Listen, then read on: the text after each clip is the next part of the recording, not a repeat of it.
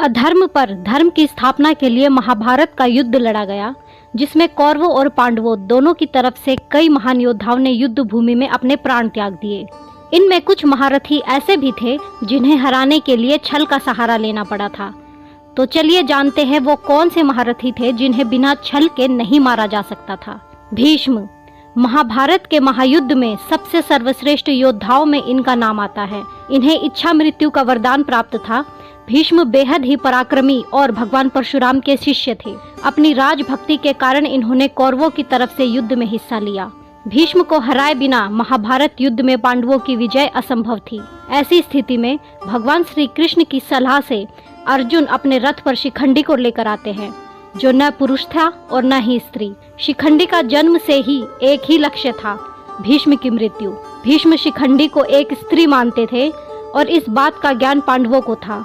भीष्म ने स्त्री पर अस्त्र शस्त्र नहीं उठाने की प्रतिज्ञा ली थी, जिसका लाभ उठाते हुए अर्जुन ने युद्ध के 10वें दिन भीष्म को बाणों से छलनी कर दिया और भीष्म बाणों के सैया पर लेटे लेटे अंत में युद्ध देखते रहे। गुरु द्रोण। कौरवों और पांडवों के गुरु द्रोण भी एक महान योद्धा थे। भीष्म के बाद इन्हें ही कौरवों ने युद्ध में अपना सेनापति बनाया। इन्हें हरा पाना असंभव था, इसीलिए द्रोण को मारने के लिए छल का सहारा लेना पड़ा। द्रोण का अपने पुत्र अश्वत्थामा से काफी लगाव था। भीम ने अश्वत्थामा नाम के हाथी को मार दिया और द्रोणाचार्य तक भीम ने ये बात पहुंचाई कि उसने उनके पुत्र का वध कर दिया। लेकिन द्रोण को भीम की बात पर यकीन नहीं हुआ। तब द्रोण ने युधिष्ठिर से पूछा कि क्या भीम सच कह रहा है।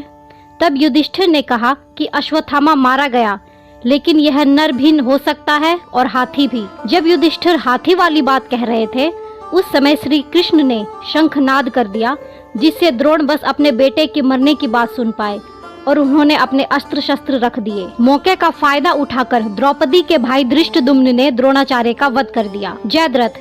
ये दुर्योधन के जीजा थे, जिनके कारण कौरवों ने मिलकर अर्जुन के पुत्र अभिमन्यु का वध किया था। इससे क्रोधित होकर अर्जुन ने जयद्रथ की सूर्यास्त तक वध करने की प्रतिज्ञा ली। कौरवों की पूरी सेना जयद्रथ के बचाव करने के लिए लग गई, जिस कारण उसका वध कर पाना असंभव था।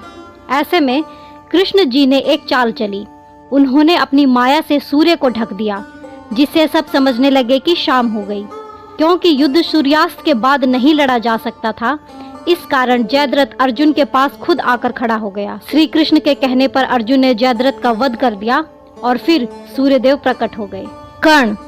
कर्ण ने भगवान परशुराम से शिक्षा ली थी, लेकिन उन्होंने ये शिक्षा अपने आप को ब्राह्मण बताकर ली थी, जिस कारण परशुराम ने कर्ण को शाप दिया कि वह उस समय अपनी विद्या भूल जाएगा जब उसे उसकी सबसे ज्यादा जरूरत होगी।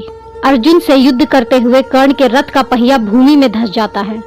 उस समय निहत्थे कर्ण पर अर्जुन दिव्यास्त्र चलाकर उसका वध कर देता है। भगवान परशुराम के शाप के कारण कर्ण इस आखिरी समय में अपनी विद्या भूल जाते हैं। दुर्योधन।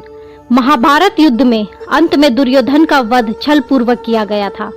माँ की तपस्या के कारण दुर्योधन का शरीर वज्र का बन गया था। दुर्योधन और भीम के बीच गदा युद्ध हुआ, जिसमें कमर से ऊपर प्रहार करने का नियम था।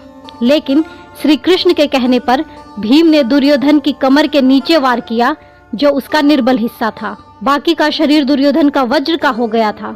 इस तरह छल पूर्वक दुर्योधन का अंत हुआ।